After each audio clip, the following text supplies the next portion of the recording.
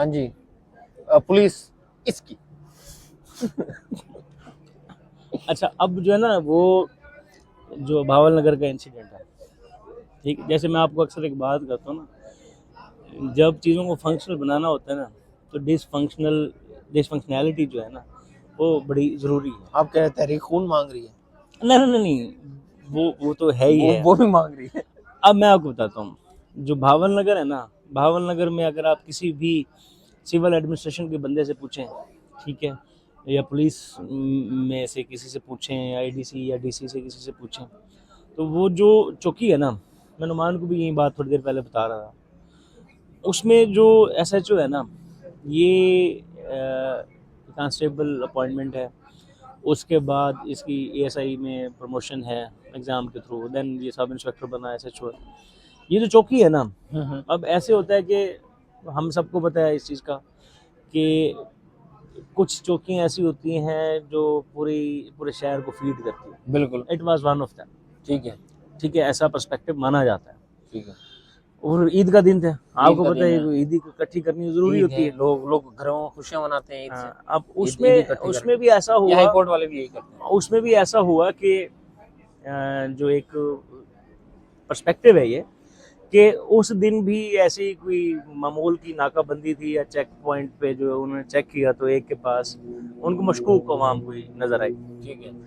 अब बाद में पता चला कोई कि भाई ये इस घर में है या यहाँ के है, तो वो असला कोई बरामदगी वगैरह कोई सीन था। ठीक है। अब वो ये जो रिजवान है ना, या इस थाने ने ना, बेसिकली जो हमें वीडियो पे नजर आया ना, ये सारा काम उस घर में किया जो हमें वीडियो में नजर नहीं आया। जाहिर है। ठीक है, मतलब लाठी चार्ज किया जाके, वीडियो में तो रिएक्शन था। लाठी चार्ज किया जाके फैमिली को किया उनको। ठीक है। अब मैं अक्सर ये नुमान को भी यही कह रहा था, नुमान जब आप सर्विस में होते हो ना, नुमान अब सर्विस में, फॉर एग्जांपल सिविल एडमिनिस्ट्रेशन का कोई बंदा आके सर्विस में है, इनके साथ बदतमीजी अनफॉर्चुनेटली खुदा ना खास्ता कोई करता है ना एक ऑफिस में, ठीक है, तो he is looking at high ups hierarchy में, वर्टिकल हायरार्की में इन्होंने अपने हाईएस्ट एडमिनिस्ट्रेशन को देखना है। ठीक है, एग्जीक्यूटिव जो इनका हाईएस्ट एडमिनिस्ट्रेटर है ना, वो इनका चीफ जस्टिस है। ठीक है, उसने इंश्योर कराना है डिग्निटी, रिस्पेक्ट, ठीक है, अपनी लोएस्ट हायरार्की की भी। ठीक है, अब उसके सीईओ ने वो इंश्योर करा दी। अब वो भी कहते हैं कि उसमें भी पर्सपेक्टिव ये है कि सीईओ साहब ईद नमाज पढ़ने के बाद उस थाने में विजिट करते हैं जिस थाने में अकॉर्डिंग टू द न्यूज़ के वो रिजवान को जेल में रखा हुआ था। ठीक है, उसको बरतरफ करके उस पे डीपीओ साहब ने जो है तफ्तीश कर दी, जिस जेल में रखा है एसएचओ। अब वो वहां पहुंचे तो एसएचओ की कुर्सी पे रिजवान ही बैठा था। यानी उसने इतना ज्यादा फेवर कर दिया था कि बजाय इसके कम से कम हवालात में फैसिलिटेट वो एसएचओ की कुर्सी पे बैठा, एसएचओ की कुर्सी और एसएचओ जो है ना उधर बैठे थे। खैर, उधर भी वो कहते हैं they did the same mistake, उन्होंने वही बदतमीजी की। अब सीईओ ने शायद इंट्रोड्यूस ना भी करवाया या करवाया, हमें नहीं पता। तो अब वो जो हुआ है ना, ठीक नहीं होना चाहिए था, नहीं होना चाहिए था। क्या नहीं होना चाहिए था? ये जो हुआ है, ठीक है, यानी पुलिस की तरफ से नहीं होना चाहिए था, दोनों तरफ से ना। अच्छा, दोनों। अब मसला ये है कि हुआ क्या है कि ये होता रहता है। अच्छा, ठीक है। अब वो जो कैमरा है ये फिर हर चीज दिखा देता है। अब किसी ने बना दी, ठीक है, कैमरे का मसला ये है कि वो चीज दिखाता है, बताता नहीं है। बताता नहीं है कि हुआ क्या है। अभी भी ये दिखा रहा है, बता नहीं रहा क्या हो रहा है। अब ना वो बंदे ने अपनी परसेप्शन से डेवलप करना है कि क्या होया। अब ये हो गया है, ठीक है, अब ये हो गया है। अब सीन ये है कि व्हाट इज द रिस्पॉन्स। अब मुझे जो सबसे बुरा लग रहा है ना, वो ये है कि मुझे जो समझ नहीं आई है चीजें यहाँ पे, यार ऐसा नहीं होना चाहिए था। उसके बाद ये तो हो गया ना, एक चीज हो गई, एक्शन आया, उसका रिएक्शन आया, वो हो गई खत्म। अब उसका सिंथेसिस में ये नहीं होता कि एक प्रेस रिलीज होती है कि सुलह हो गई, ठीक है जी, हमने वो कर दिया। अब आईजी साहब ने आज जो है वो एक प्रेस टॉक की है, एक वीडियो रिलीज हुई है, मैंने उसको देखा भी सही। ठीक है, प्रोपेगेंडा के नाम पर हाँ, ये तो यार आप कम से कम ओन तो करो। Highest being the highest administrator, ठीक है। अक्सर याद होगा हम थानेदारों मरहूम दुरानी साहब को जब हम अक्सर जिक्र करते थे तो हम उनके बारे में डिस्कस करते थे, तो वो कहते थे कि यार जो ऑटोनॉमी है ना आईजी की, वो सबसे ज़्यादा ज़रूरत है पुलिस में। ऑपरेशनल ऑटोनॉमी जो है ना, ठीक है। अब आप हम इस आईजी को, अब आपका मोराल, फोर्सेस यूनिफॉर्म मोराल पे चल रही होती है, बिल्कुल ठीक है।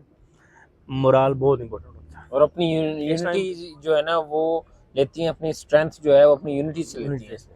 और अब शटर हो इस रही है। टाइम पे जो आपकी नॉन सीएसपी रैंक है, कैडर्स हैं, एसएचओ से नीचे नीचे, डीएसपी से नीचे नीचे डिस्टर्ब है। आपको कितने आपके दोस्त हैं पुलिस में, मेरे कितने दोस्त हैं, ठीक है। मैंने नुमान को एक स्टेटस भी दिखाया, एक मैसेज भी दिखाया, मैं नाम नहीं लेता अभी वीडियो में, एक एसएचओ दोस्त का, सीनियर एसएचओ है, सीनियर है मतलब, उसने लिटरली उसने कहा कि यार ये हमारे साथ यूँ है जो हम करते रहे हैं, और कुछ गाली दे के अफसरान का नाम लेके, ठीक है। तो अब जो आपने ऑन भी नहीं किया, डिसऑन भी कर दिया, ठीक है। और अवाम को, जिसको नहीं भी पता था, ये तो आप, मुझे, इनको, बहुत सारे और लोगों को पता होगा कि यार होता है, इंटरफेरेंस है, ठीक है, ये सारी चीज़ें। अब सवाल ये है कि व्हाट इज़ नेक्स्ट। मेरे हिसाब से इसका नेक्स्ट ये है कि जब दो इदारे इस तरह से क्लैश करें ना, उसमें इन दोनों इदारों का हेड एक ही बंदा है, और वो है आपका चीफ एग्जीक्यूटिव, ठीक है, ठीक है। वो चाहे सूबाई लेवल पर हो, चाहे वो आपके फेडरल लेवल पर हो, दोनों का हेड, क्योंकि दोनों एग्जीक्यूटिव ब्रांच है। Don't you think it is too late now?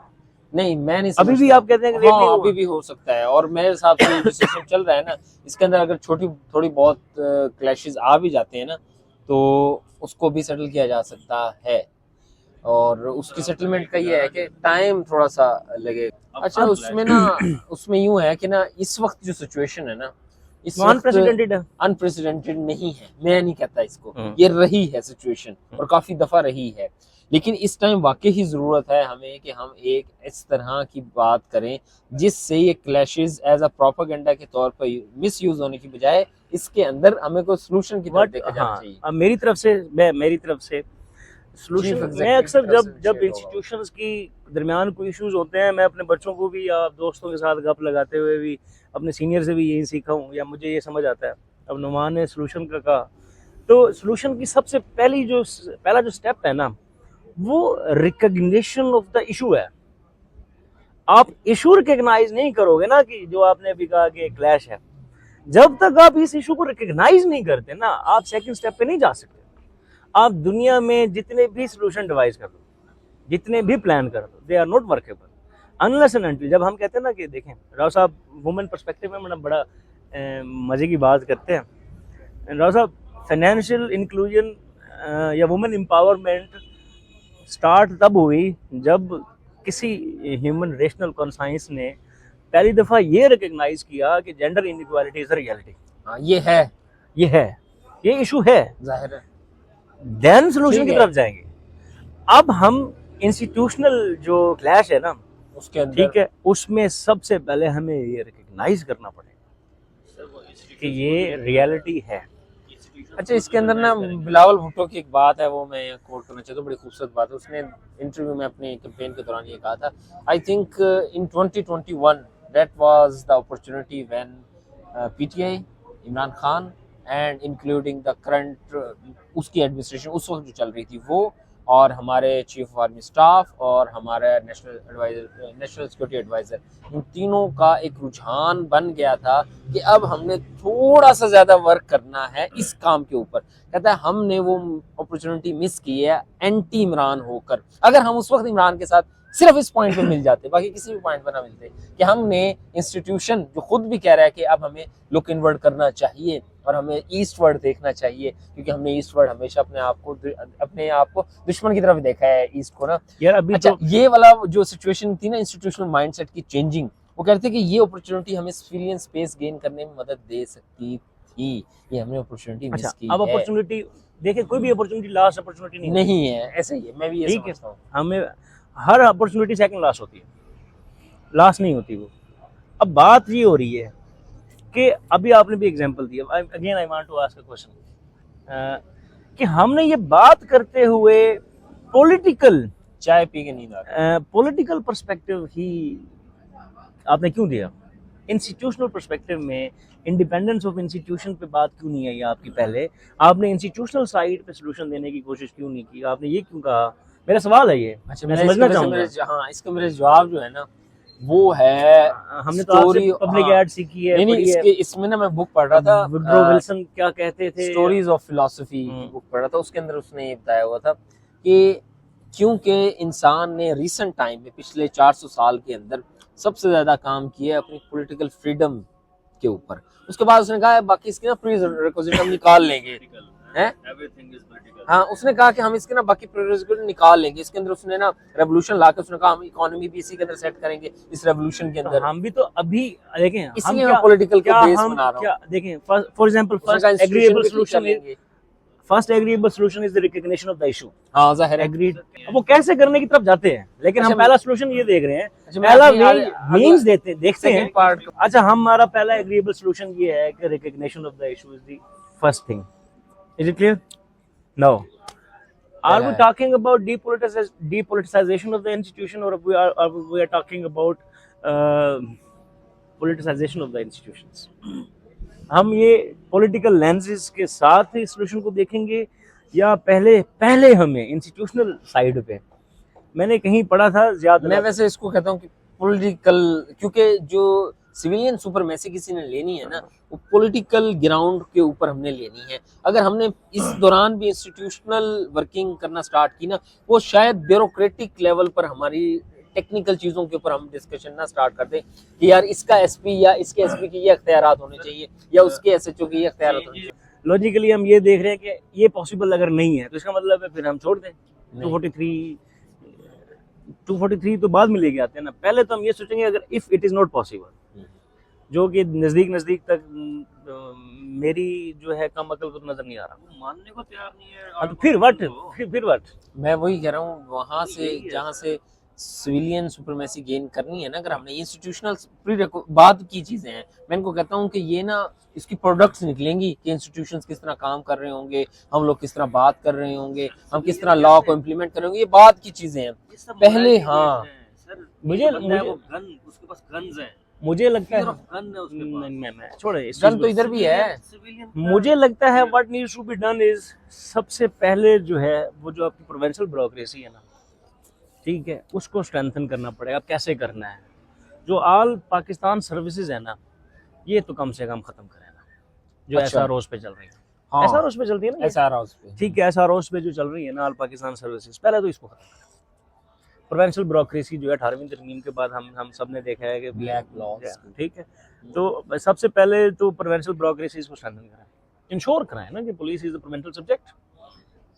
कहना कॉन्स्टिट्यूशनल में होना और कॉन्स्टिट्यूशन में होना और चीज है, उसको इंस्टीट्यूशनलाइज करना, उसकी प्रैक्टिस एक्सरसाइज करना एक समथिंग एल्स। मुझे ये बताया रहा था 1935 की गवर्नमेंट ऑफ इंडिया एक्ट में जो पुलिस था वो सेंट्रल था, नहीं नीचे था। ये 1919 में आ गया था, 1919 में हो गया। तो सर डीसी के उस अंदर होती थी, उसमें लॉ एंड डीसीओ वो लॉ एंड ऑर्डर जो था, मैं आपसे लॉ एंड ऑर्डर, वो किसके जिम्मे था? डाउन नीचे और डाउन था। और इसकी लॉजिक पता क्या दी थी उन्होंने?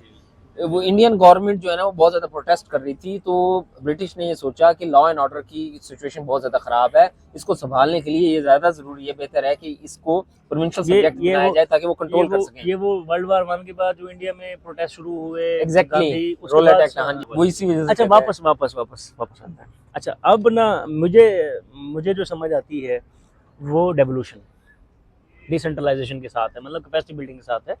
आप ऑल पाकिस्तान सिविल सर्विसेज को खत्म करें और प्रोविंशियल ब्यूरोक्रेसी जो है उसको, उसकी कैपेसिटी बिल्डिंग करें, उसको स्ट्रेंथन करें, फिर ठीक है। अच्छा, अब पता क्या अनुमान, जो आपका सोल्यूशन है ना, वो एक आईआर में हमने किसी जगह पर रॉबर्ट क्यूहेन की थ्योरी पढ़ी थी, उसमें वो एक मॉडल बताता है। वो कहता है कि सबसे पहले जो सब्जेक्ट मैटर है ना, वो उनको टेक्निकल एक्सपर्ट्स को डील करना चाहिए, क्योंकि टेक्निकल एक्सपर्ट्स डील करते हैं। दूसरा वो कहता है कि नहीं, ऐसा नहीं पॉसिबल, आप ये करें कि नियो का एलिमेंट आया, उसने कहा कि जो सेल्फ इंटरेस्टेड पॉलिटिकल इंडिविजुअल्स हों वो भी उस टेक्निकल का साथ हों, क्योंकि पॉलिटिक्स के बगैर पॉसिबल है। हाँ, वही बड़ा जरूरी है जी। अब थर्ड एक था, उसमें बड़ा मुझे अच्छा लगा था, मैंने अपने दोस्तों के साथ सीनियर्स को भी डिस्कस किया। वो कहते हैं कि आप ना इशू की हायरार्की रिमूव कर दें, ओके, ठीक है, वो वाला फीफो लीफो खत्म कर दें, अच्छा, हायरार्की खत्म कर दें, हम्म, फिर आप इशू उठाएं, उसको रिजॉल्व करें, उसमें प्रायोरिटाइज नहीं होगा कि पहली प्रायोरिटी। अब ना इसका मतलब आप समझ इशूज सकते की हैं। हायरार्की रिमूव करें ना अगर, तो पता क्या उसने एक बड़ी मजे की बात लिखी थी कि उसका रिजल्ट क्या होगा। उसने कहा जो सिक्योरिटी पर्सपेक्टिव है ना, रियलिस्ट पर्सपेक्टिव है ना, सिक्योरिटी, वो चाहे वो डोमेस्टिक होगी चाहे वो फॉरेन साइड से होगी, वो ना ऑटो रिमूव हो जाएगी। आप उसको पुश नहीं करोगे, क्योंकि आप पुश करने की कोशिश करोगे वो रिएक्ट करेंगे, पेनिट्रेट होगी।